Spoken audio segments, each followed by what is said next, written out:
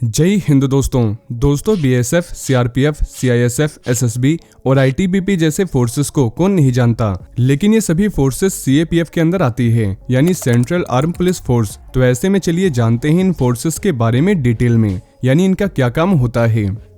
तो सबसे पहले आइए बात करते हैं बीएसएफ की। दोस्तों बीएसएफ के जवान पीस टाइम के दौरान तैनात किए जाते हैं। साथ ही बीएसएफ के जवानों को हमेशा सीमा की सुरक्षा के लिए तैयार रहना पड़ता है। वहीं बीएसएफ 1 दिसंबर 1965 से एक्टिव है और बीएसएफ में 2,65,000 एक्टिव पर्सनल्स हैं। दोस्तों बीएसएफ के जवान हमेशा एक्टिव रहते हैं, चाहे वॉर का समय हो या फिर शांति का समय। शांति के समय में इनकी मेन जिम्मेदारी हमारी सीमाओं की रक्षा करना और सीमा पार से होने वाले अपराधों और किसी अवैध एक्टिविटी को रोकना होता है। इसके अलावा अवैध प्रवास और तस्करी को रोकने में भी बीएसएफ की इम्पोर्टेंट भूमिका होती है। वैसे घुसपैठ को रोकने और सीमा पार से इंटेलिजेंस इंफॉर्मेशन इकट्ठा करना भी बीएसएफ की जिम्मेदारी होती है। साथ ही वॉर टाइम में जहां कहीं भी सैनिकों की जरूरत पड़ती है वहां इनको भेजा जाता है। वैसे इनको लिमिटेड लेवल पर एक्शन लेने की अनुमति होती है और ये भारत की एकमात्र ऐसी फोर्स है जिसके पास अपना एयर विंग, सी विंग और आर्टिलरी विंग है। वहीं मौजूदा समय में बीएसएफ भारत की सभी इंटरनेशनल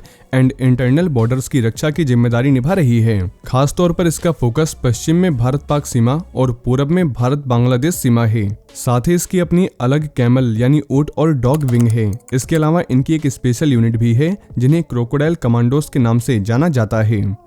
तो अब आइए जानते हैं सीआरपीएफ के बारे में। दोस्तों देश की सुरक्षा में सीआरपीएफ की काफी बड़ी भूमिका रहती है और सीआरपीएफ की अलग अलग यूनिट्स अपना अलग अलग रोल निभा रही हैं। जैसे कोबरा कमांडो जंगल वॉरफेयर में एक्सपर्ट है और नक्सलियों से निपटने में। साथ ही रैपिड एक्शन फोर्स दंगे जैसे सिचुएशन से निपटती है। वहीं सीआरपीएफ के क्यूएटी कमांडोज कश्मीर वैली में आतंकियों को निपटाने का काम करते हैं और ये एक वेल इक्विप्ड यूनिट है। वैसे सीआरपीएफ का full form central reserve police force है और ये 27 जुलाई 1939 को बनाई गई थी। साथ ही ये भारत की सबसे बड़ी सेंट्रल पुलिस फोर्स है और ये होम मिनिस्ट्री के अधीन काम करती है। दोस्तों सीआरपीएफ का काम सभी स्टेट्स में कानून व्यवस्था को बनाए रखना और कहीं पर भी दंगे या कोई और एक्टिविटी हो रही हो तो उसे कंट्रोल करना होता है। वहीं वोटिंग के समय इसी फोर्स का इस्तेमाल किया जाता है। इसके अलावा नक्सलियों से निपटने में भी इसी फोर्स का इस्तेमाल किया जाता है। वैसे मौजूदा समय में सीआरपीएफ में 246 प्लस बटालियंस हैं और 3,13,634 एक्टिव पर्सनल्स हैं। अगर इसके चाइल्ड एजेंसीज की बात करें तो इसमें commando battalion for resolute action cobra,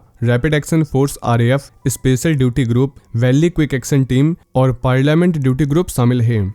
तो अब आइए बात करते हैं एसएसबी की। दोस्तों अगर एसएसबी फोर्स के इतिहास के बारे में बात करें तो इसका इतिहास दशकों पुराना है। वहीं इंडिया चाइना वॉर के बाद भारत सरकार द्वारा 20 दिसंबर 1963 को इस फोर्स का गठन किया गया था। इस फोर्स का मेन काम पश्चिम बंगाल, बिहार, सिक्किम और अरुणाचल प्रदेश की सीमाओं की सुरक्षा करना है और यहाँ इनके सेंटर्स भी मौजूद हैं। साथ ही अवैध रूप से भारत में इन सीमाओं से आर्म्स एंड एम्युनिशन की तस्करी और देश विरोधी यानी एंटी नेशनलिस्ट एक्टिविटीज होने पर उसे रोकने का काम एसएसबी के जवान करते हैं। साथ ही इनके ऊपर भारत नेपाल सीमा से सटे 1751 किलोमीटर लंबे बॉर्डर की सुरक्षा की जिम्मेदारी है, जिसे ये बखूबी निभाते भी हैं। वैसे मार्च 2004 में एसएसबी को 699 किलोमीटर लंबी भारत भूटान सीमा की निगरानी का जिम्मा भी सौंपा गया था।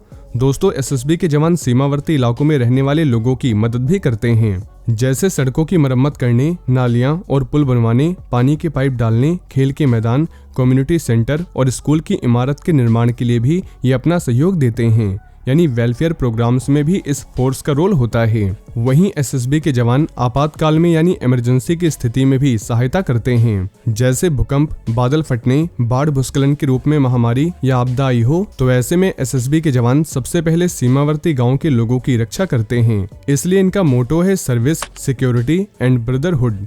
वहीं ये मिनिस्ट्री ऑफ होम अफेयर्स के अंदर आते हैं। साथ ही एसएसबी का हेडक्वार्टर न्यू दिल्ली में स्थित है और करंट में 94,261 एक्टिव पर्सनल्स इसमें वर्किंग हैं। तो अब आइए बात करते हैं आईटीबीपी की। दोस्तों इंडो तिब्बतियन बॉर्डर पुलिस यानी आईटीबीपी ये एक सेंट्रल आर्म पुलिस फोर्स है और इसकी स्थापना 24 अक्टूबर 1962 को हुई थी। वहीं आईटीबीपी की स्थापना का मकसद भारत और तिब्बत की सीमा में शांति और सुरक्षा बनाए रखना है, जो लद्दाख से लेकर म्यांमार तक फैली हुई है। साथ ही तस्करी जैसे सीमा पार अपराधों को रोकना है। वैसे आईटीबीपी के जवान ज्यादा ऊंचे ठंडे इलाकों में अपने काम को अंजाम देने में माहिर होते हैं और ये काराकोरम दर्रा से लिपुलेख दर्रा और भारत नेपाल चीन त्रिसंगम तक 2115 किलोमीटर लंबी सीमा की रक्षा करते हैं। इसमें जम्मू कश्मीर, हिमाचल प्रदेश, उत्तराखंड, सिक्किम और अरुणाचल प्रदेश शामिल है। वहीं आईटीबीपी में 176 बीओपी है, यानी बॉर्डर आउटपोस्ट, और करंट में 89,432 एक्टिव पर्सनल्स आईटीबीपी में वर्किंग हैं। तो अब आइए बात करते हैं सीआईएसएफ की। दोस्तों, सीआईएसएफ एक सेंट्रल इंडस्ट्रियल सिक्योरिटी फोर्स है, यानी केंद्रीय औद्योगिक सुरक्षा बल, और ये एक सेंट्रल आर्म पुलिस फोर्स है। इसका गठन 10 मार्च 1969 को हुआ था। वहीं करंट में 1,63,590 एक्टिव पर्सनल इसमें वर्किंग हैं। वैसे इनका मेन काम गवर्नमेंट फैक्ट्रीज और दूसरे सरकारी इंडस्ट्रीज की रक्षा करना होता है। वहीं सीआईएसएफ के जवान आपको एयरपोर्ट और मेट्रो में आसानी से देखने को मिल जाएंगे। दोस्तों, CISF atomic power plants, space installations, mines, oil field and refineries, major ports, steel plants, barrages, fertilizer units, airports and hydro electric thermo power plants, इन सब की रक्षा करना है, यानी इंटरनल सिक्योरिटी की जिम्मेदारी इन्हीं की होती है। वैसे दोस्तों, अब बहुत लोगों के मन में ये सवाल होगा कि असम राइफल्स सीएपीएफ है कि नहीं। तो दोस्तों, असम राइफल्स का recruitment, perks, promotion and retirement policies ये सब गवर्नड सीएपीएफ रूल से होती है, लेकिन इसका ऑपरेशनल कंट्रोल आर्मी के पास है, इसलिए पैरामिलिट्री फोर्स कंसीडर की जाती है। साथ ही इसका कंट्रोल अभी 2 मिनिस्ट्री के बीच फंसी हुई है। तो दोस्तों, मुझे उम्मीद है अब आपको ये पता चल गया होगा कि सीएपीएफ के अंदर कौन कौन सी फोर्स आती है और इनका क्या काम होता है। वहीं अगर आप भारतीय सेना से जुड़ी ऐसी और भी जानकारी जानना चाहते हैं तो आपको हमारे चैनल पर ऐसी और भी कई वीडियोस मिल जाएगी। और ये इन्फॉर्मेशन अगर आपके लिए यूजफुल रही हो तो वीडियो को ज़्यादा से ज़्यादा शेयर करें और चैनल को सब्सक्राइब करना न भूलें। जय हिंद, जय भारत।